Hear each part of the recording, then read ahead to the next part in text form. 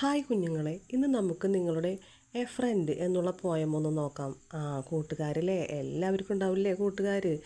എത്ര കൂട്ടുകാരുണ്ടായാലും നമുക്കൊക്കെ ഏറ്റവും പ്രിയപ്പെട്ട ഒരു കൂട്ടുകാരനല്ലേ ഒരു കൂട്ടുകാരി ഉണ്ടാവില്ലേ? അതാണ് പോയിട്ട് ഇവിടെ പറയുന്നത്. നമുക്ക് നോക്കാം.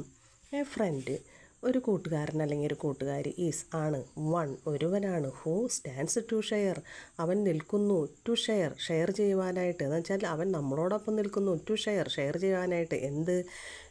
നിങ്ങളുടെ എവരി ടച്ച് ഓഫ് ഗ്രീഫ്, നിങ്ങളുടെ ഏത് തരത്തിലുള്ള വിഷമമായാലും, ഗ്രീഫ് വിഷമമല്ലേ, ടച്ച് ഓഫ് ഗ്രീഫ്, നിങ്ങളുടെ മനസ്സിൽ തട്ടുന്ന ഏത് തരത്തിലുള്ള വിഷമമായാലും അത് പങ്കിട്ടെടുക്കാനായിട്ട് നിങ്ങളുടെ സുഹൃത്ത് ഒപ്പമുണ്ടാകും. പിന്നെ ആൻഡ് കെയർ അല്ലേ, അവൻ്റെ ശ്രദ്ധ നിങ്ങളിൽ എപ്പോഴും ഉണ്ടാവില്ലേ, അതാണ് പറയുന്നത്. എപ്പോഴും നിങ്ങളിൽ അവൻ്റെ ശ്രദ്ധയുണ്ടാവും. ഒരുപക്ഷെ നമ്മൾ ചെയ്യേണ്ടാത്തതോ അല്ലെങ്കിൽ വഴക്ക് കിട്ടേണ്ടതോ അടി കിട്ടേണ്ടതോ കാര്യങ്ങളൊക്കെ എന്തെങ്കിലുമൊക്കെ ചെയ്യുമ്പോൾ അവൻ നമ്മളെ വിലക്കുമല്ലേ ചെയ്യണ്ട എന്ന്. അത് അങ്ങനെ ഒരു കെയറിങ് കൂടി അവൻ്റെ കെയറിങ് കൂടി നമ്മളിലുണ്ടാവും. അവൻ നമ്മളെ അത്രയ്ക്ക് ശ്രദ്ധിക്കുമെന്നാണ് പറയുന്നത് അല്ലേ.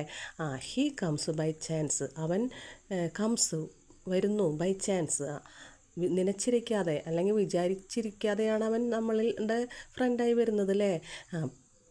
പക്ഷേ സ്റ്റേയ്സ്, അവൻ നമ്മളോടൊപ്പം ഉള്ളത് ബൈ ചോയ്സ് അല്ലേ, അത് നമ്മളുടെ തീരുമാനമാണ് അല്ലേ, നമ്മളുടെ താല്പര്യമാണല്ലേ. അവനാണ് നമ്മളുടെ ബെസ്റ്റ് ഫ്രണ്ട്, മറ്റുള്ളവരിൽ നിന്നൊക്കെ ഏറ്റവും ബെസ്റ്റ് ഫ്രണ്ട് അവനാണ് എന്നുള്ളത് നമ്മുടെ ചോയ്സാണല്ലേ.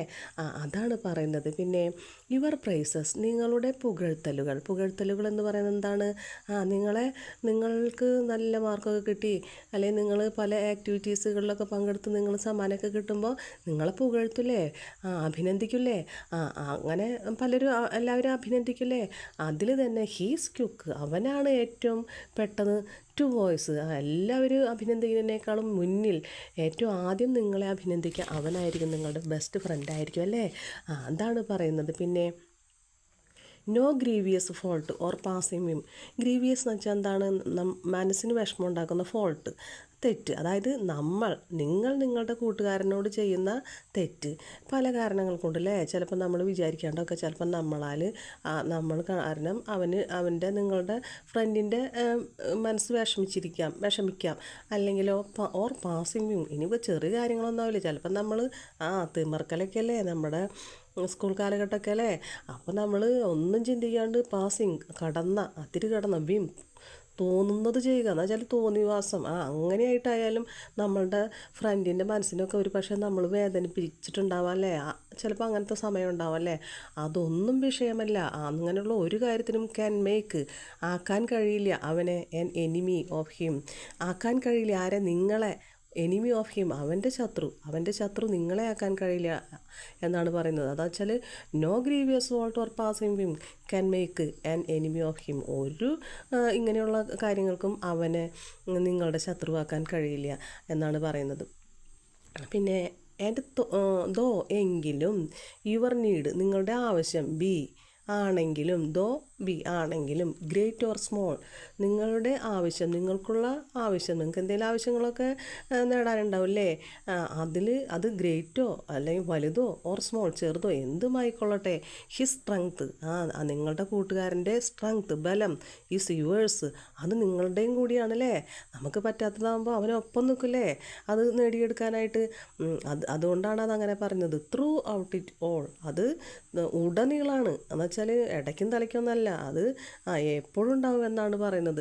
പിന്നെ നോ മാറ്റർ വിഷയമല്ല, എന്ത് വിഷയമല്ല, എവിടെയാണോ യുവർ പാത്ത്, നിങ്ങളുടെ പാത, ടേൺ അല്ലേ, തിരിയാം, നിങ്ങളുടെ ജീവിതപാത തിരിയാം അല്ലേ. പല സ്കൂളുകളിലൊക്കെ ചിലപ്പോൾ അല്ലെങ്കിൽ കോളേജിലേക്കൊക്കെ നമ്മൾ മാറിപ്പോവില്ലേ, അല്ലെങ്കിൽ ജോലിക്കായാലും പല സ്ഥലങ്ങളിലായി പോവില്ലേ. എന്ത് തന്നെ ആയിക്കോട്ടെ, നിങ്ങൾ എവിടെ തന്നെ നിങ്ങളുടെ പാത പിരിഞ്ഞു പോയിക്കൊള്ളട്ടെ, നിങ്ങൾ രണ്ടായി മാറിക്കൊള്ളട്ടെ, യുവർ വെൽഫെയർ, അവൻ എവിടെ ഇരുന്നാലും നിങ്ങളുടെ വെൽഫെയർ നിങ്ങളുടെ ക്ഷേമമാണ് ഈസ് ഹിസ് ചീഫ് കൺസേൺ, അവൻ്റെ പ്രധാനപ്പെട്ട കാര്യം, അവൻ്റെ മുഖ്യ കാര്യം അതാണ് എന്നാണ് പറയുന്നത്. പിന്നെ നോ മാറ്റർ, അതും വിഷയമല്ല, എന്ത്?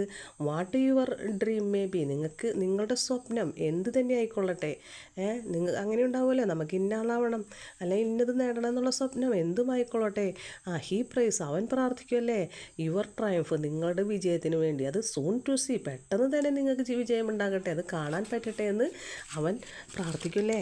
അതാണ് ബെസ്റ്റ് ഫ്രണ്ട് അല്ലേ എന്നാണ് നമ്മുടെ, അങ്ങനെയാണല്ലോ. ഇനി നമുക്ക് എന്താണ് പറയുന്നത്, there is no wish, there is എന്ന് വെച്ചാൽ ഉണ്ട്, ദർ ഇസ് നോ ഇല്ല, വിഷ് ആഗ്രഹമില്ല. എങ്ങനെയുള്ളത്, യുവർ ടങ് ക്യാൻ ടെൽ, നിങ്ങളുടെ നാവിന് പറയാൻ പറ്റണ ആഗ്രഹമില്ല എന്ന് വെച്ചാൽ എന്താണ് അർത്ഥം?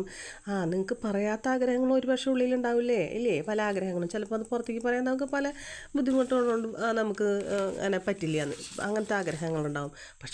ബട്ട് വാട്ട് ഇറ്റ് ഈസ്, അത് എന്തായിക്കൊള്ളട്ടെ, ചെറുതോ വലുതോ, നടക്കാൻ പറ്റാത്തതോ നടക്കുന്നത് എന്തായിക്കൊള്ളട്ടെ, യുവേഴ്സ് ഫ്രണ്ട്സ് ആസ് വെൽ, അത് നിങ്ങളുടെ കൂട്ടുകാരൻ്റെ കൂടി ആഗ്രഹമാണ്. എന്ന് വെച്ചാൽ നിങ്ങളുടെ ബെസ്റ്റ് കൂട്ടുകാരൻ്റെ ആകുമ്പോൾ നിങ്ങളുടെ ആഗ്രഹം അവൻ്റെയും കൂടി ആഗ്രഹമല്ലേ, അതാണ് പറയുന്നത്. പിന്നെ ദ ലൈഫ് ഓഫ് ഹിം, അവൻ്റെ ജീവിതം, ആരുടെ, ഹൂ ഹാഡ് എ ഫ്രണ്ട്, ഒരു ഫ്രണ്ട് ഉള്ളവൻ്റെ, ഒരു സുഹൃത്ത്, ഇത്തരം ഒരു സുഹൃത്തുള്ളവൻ്റെ ജീവിതം എങ്ങനെയായിരിക്കും? ഈസ് ഡബിൾ ഗാർഡഡ് ആണ് അല്ലേ, ഇരട്ടി സംരക്ഷിക്കപ്പെടുന്നതാണ്, സംരക്ഷിക്കപ്പെടുകയല്ല ഇരട്ടി സംരക്ഷിക്കപ്പെടും അല്ലേ അവനെ കൊണ്ട്, ടു ദ എൻഡ്, അവസാനം വരെ, അവസാനം വരെ അത് അങ്ങനെയാണ് അല്ലേ എന്നാണ് പറയുന്നത് നമ്മുടെ പോയിട്ട് പറയുന്നത്. നമുക്ക് കവിത ഇഷ്ടമായില്ലേ? ഇഷ്ടമായാൽ എന്ത് ചെയ്യണം? ലൈക്ക് ചെയ്യണം. സബ്സ്ക്രൈബ് ചെയ്തിട്ടില്ലെങ്കിൽ അത് ചെയ്താൽ നെക്സ്റ്റ് നിങ്ങൾക്ക് കിട്ടും. അപ്പോൾ ഓക്കെ, നമുക്ക് പിന്നെ കാണാം.